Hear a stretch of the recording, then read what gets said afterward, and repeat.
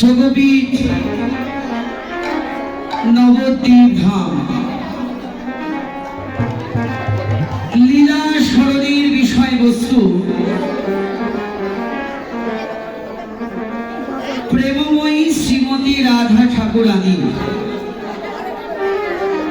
ভানু পূজার ছলনায় কানু পূজা অর্থাৎ মধ্যাহ্নকালীন লীলা সূর্য পূজা। হে বৈষ্ণব, সাধক কাকে বলে? যারা সাধনা করে তাদেরই তো সাধক বলে। যদি বলেন বাবা এখানে হরি কথা শ্রবণ করতে এসেছি, তাহলে সাধনা সাধনা অর্থ তো বনে জঙ্গলে গিয়ে তার নাম জপ করাকে সাধনা বলে। বললেন না, কলিকালের শ্রেষ্ঠ সাধনা ভক্ত শনে কৃষ্ণ কথা শ্রবণ। এটাই একমাত্র কলিকালের শ্রেষ্ঠ সাধনা। হে বৈষ্ণব, এই যে কৃষ্ণ কথা হরি কথা শ্রবণ করার জন্যই তো ভক্তরা ছুটে এসেছে এই বৃন্দাবনে। ঘরে থাকতে পারলেন না, মায়ার ঘরে তো অনেকই থাকলাম, চাই বৃন্দাবনে যাই। বৃন্দাবনে গিয়ে হরি কথা শ্রবণ করে ভক্তের অঙ্গের বাতাস এই অঙ্গে লাগায় অন্তরের ত্রিতাবের আগুনকে একটু নিবারণ করে আসি। এটাই তো ভক্তের চাওয়া। বললেন যে ত্রিতাবের আগুন কলি যুগে প্রত্যেকটি মনুষ্যের অন্তরেই জ্বলছে। কেউ বলতে পারবে না যে বাবা আমি সব দিক দিয়ে পরমেশ্বর আমাকে সুখে রেখেছেন। আজকে ত্রিতাবের আগুন জ্বলছে। আচ্ছা বাবা, এই জগতে কি এমন কোন জল আছে? আগুন নেভাতে হলে তো জলের দরকার, কিন্তু আমার অন্তরে যে ত্রিতাবের আগুন জ্বলছে, এই ত্রিতাবের আগুন নিবারণ করার জন্য এই জগতের কোন জল দিয়ে গিয়ে ত্রিতাবের আগুন নিতে। ভাগবতকার বললেন, যেখানে কৃষ্ণ বলে কাদাই কলির ছিলেন একমাত্র ভজন।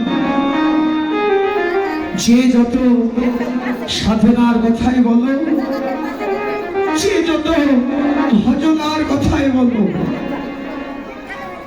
এই কলির জীবের একমাত্র সাধন তা হলো কৃষ্ণ বলে কাদা।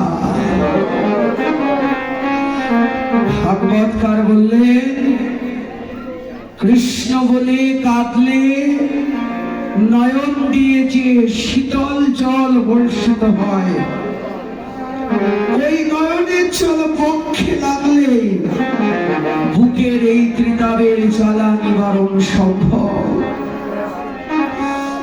এছাড়া আমাদের আর কোনো গতি নেই। কি চমৎকার ভাবে বললেন বাবা, এই যে হরি কথা, এই যে কৃষ্ণ কথা বললেন, শুধু আবেগের বশবর্তী হয়ে না, এই কৃষ্ণ কথা শ্রবণ করা কলির জীবের একমাত্র কর্তব্য, দায়িত্ব। যদি বলেন বাবা, কৃষ্ণ কথা শ্রবণ করা আমার কর্তব্য, কর্তব্য যদি নাই হবে, তোমার শুধু কর্তব্য নয় বাবা, তোমার জীবনের পরম দায়িত্ব এই হরি কথা শ্রবণ করা। লক্ষ্য করো একটু, ব্রহ্মশাপগ্রস্ত রাজা পরীক্ষিত, দেখেই মনে হচ্ছে এখানে সবাই ভাগবত বিবাসু ভক্ত। ব্রহ্মশাপগ্রস্ত রাজা পরীক্ষিত যখনই জানতে পারলেন তার কাছে মাত্র 7 দিন সময় আছে, পরেই তাকে করতে হবে,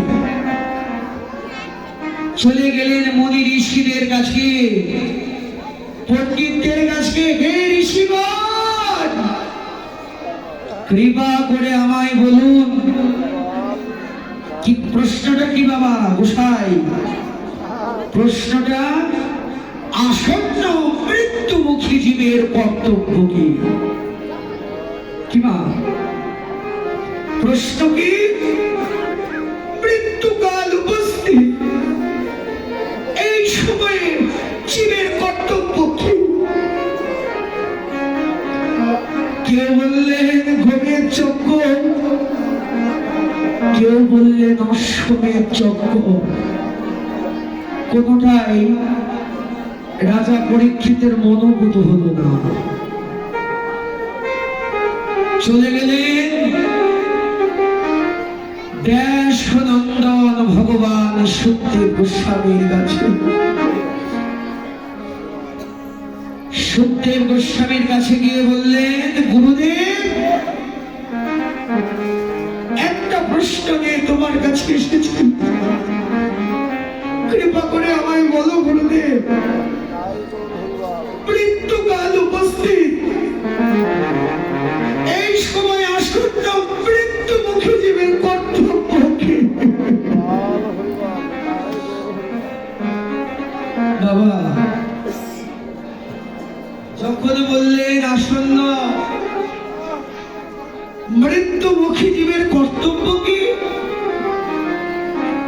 সুখদেব গোস্বামী বললেন, হে রাজা পরীক্ষিত, তুমি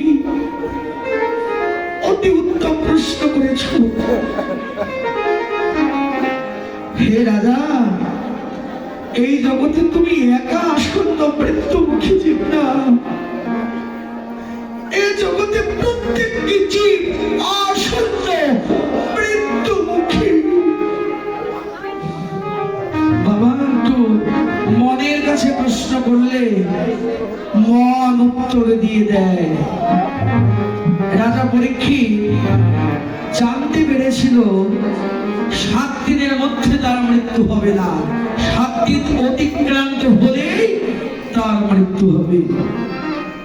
বাবা, তিনি তো 7 দিনের কথা বলতে পারলেন, কিন্তু আমরা কলি বাবা হতো জীব 1 মুহূর্তের কথা বলতে পারবো যে 1 মুহূর্ত পরে এই দেহে আমার প্রাণ থাকবে? বললেন, কমল দল জল জীবন টলমল।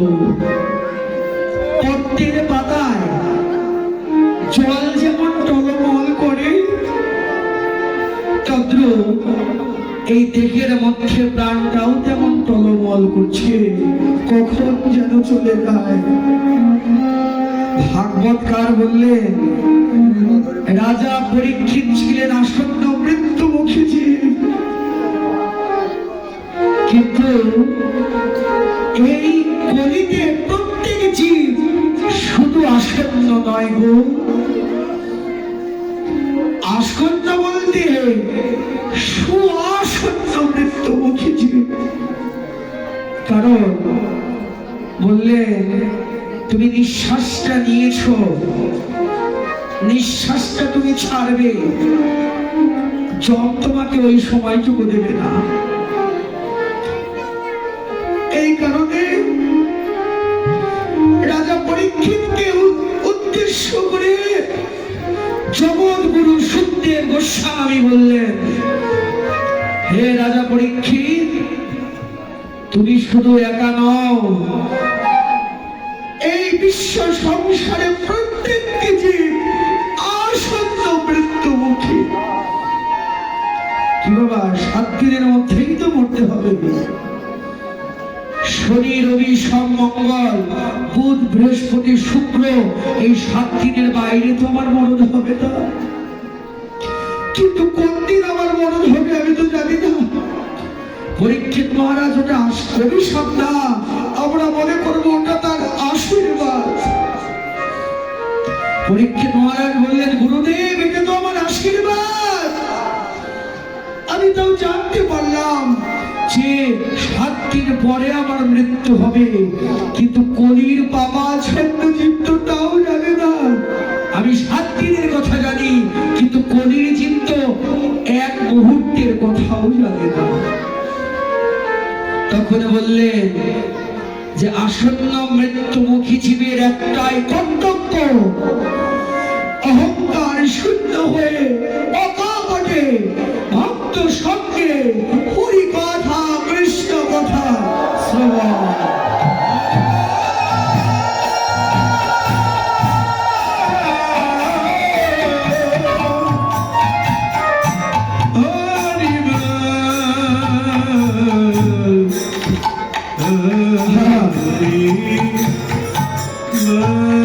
কৃষ্ণ বাবা বললেন যে আসন্ন মৃত্যুমুখী জীবের কর্তব্য হরিকথা শ্রবণ। আপনারা কর্তব্য পালন করার জন্য বসলেন, পালন করছেন কর্তব্য, কিন্তু বাবা হরিকথা তো শ্রবণ করলাম, কর্তব্য আমার হয়ে গেল, কিন্তু আমার অন্তরের ত্রিতাবের আগুন কেন নিচ্ছে না? কি বৈষ্ণব, মনে করি দিন যাবে ত্রিতাবের আগুনটা কমবে, কিন্তু এত ভক্ত সঙ্গে যায়, এত হরিকথা শ্রবণ করি, জীবন থেকে তো অশান্তির আগুনও কমে না, ত্রিতাবের জ্বালাও কমে না। বললেন, ত্রিতাবের জ্বালা কমবে কেমন করে গো? নাম শ্রবণ করতে হয় ভক্তি নিয়ে, প্রেম নিয়ে। এই জগতের সব কিছুর আছে, অভাব নাই, কিন্তু একটা বস্তুর বড়ই অভাব, তা হচ্ছে শুদ্ধ প্রেম এবং ভক্তি।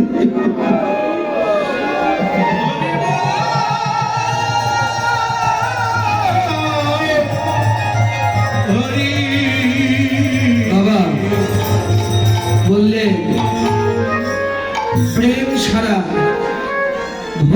ছাড়া আর অন্তরের শুদ্ধ ভালোবাসা ছাড়া জগতে কেউ কখনো তাকে পায় নাই, পাচ্ছে না, ভবিষ্যতেও পাবে না। তাহলে কোথায় কোথায় গেলে সে প্রেম পাবো, কোথায় গেলে সে ভক্তি পাবো? ভগবানের কাছে যাব, ভগবান আমাকে একটু ভক্তি দাও, আমায় একটু প্রেম দাও। তুমি পারো না এমন কিছু তো জগতে নেই, তুমি তো সব দিতে পারো। তাহলে আমাকে তো তুমি কোথাও দেওয়াই কৃপণতা করোনি। হরি, এমন সুন্দর সুগঠিত একটা মনুষ্য দেহ দিয়েছ তুমি, মাতা পিতা স্বজন ভালোবাসার মানুষকে পূর্ণ করে দিয়েছ, কিন্তু কোনো কিছুতে তুমি কৃপণতা করলে না। প্রেম ভক্তির দিক দিয়ে তুমি কৃপণতা কেন করলে? ভক্ত সঙ্গে যায়, আমার পাশের ভক্ত নয়ন জলে বক্ষ বাসকে গড়াগড়ি দেয়, আর আমার নয়নে কৃষ্ণ বলে প্রেমস্র জল বর্ষিত হয় না। যাও, যান বাবা, ভগবানের কাছে যান। হে গোবিন্দ, আমায় একটু প্রেম দাও, আমায় একটু ভক্তি দাও। ভগবান তোমায় বলে দেবে, হে জীব, জগতে আমার ভান্ডারে এমন কিছু নাই যা জগতে আজকে, আমার ভান্ডারে সব আজকে। এই বিশ্ব ব্রহ্মাণ্ড একদিন তুলিতে আমি সৃষ্টি করতে পারি, লয় করতে পারি, কিন্তু আমি তোমাকে সব দিতে পারবো, কিন্তু এই প্রেম ভক্তি আমি তোমায় দিতে পারবো না। তাহলে প্রেম ভক্তি দিতে পারবে না, তুমি যদি না দাও তাহলে আমায় প্রেম ভক্তি কে দেবে? ভাগবতকার বললেন, চিন্তা নেই, পাবে, প্রেমও পাবে, ভক্তিও পাবে। যাও। ভাগবতকার একটা ছোট্ট একটা উদাহরণ দিলেন। কি উদাহরণ? বললেন, মধুর জন্ম তো ফুলের বুকেই হয় বাবা, নাকি? ফুলের বক্ষেই মধুর জন্ম হয়।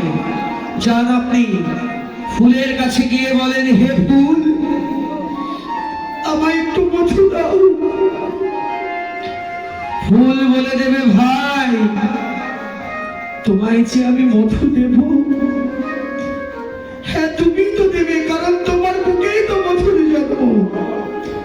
বললেন, তোমায় যে মধু দেব, মধু তো আমার কাছে নেই। কেন মধু কই?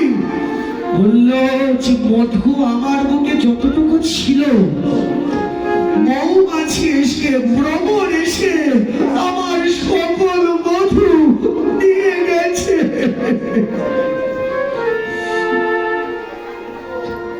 তুমি আমার কাছে আসলে মধু পাবে না।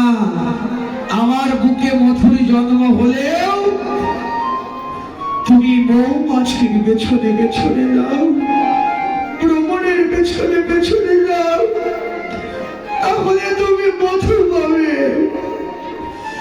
তদ্রূপ ভগবান বলে দেবে, হে জীব, ওই ভক্তি রস মধু, এই প্রেম রস মধু আমার বুকে জন্ম হলেও তা দান করার মতো শক্তি আমার নাই। যদি ওই ভক্তি পেতে চাও, যদি ওই প্রেম পেতে চাও, আমার বুকে যতটুকু প্রেম ভক্তি ছিল, সকল ভক্তি নিয়ে গেছে আমার ভক্ত মধুকরেরা।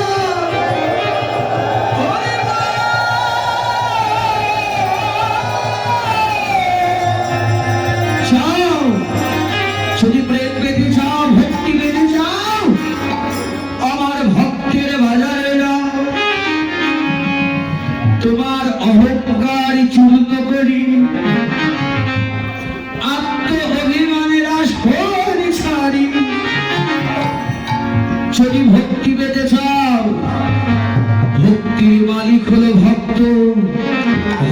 বাজারে গিয়ে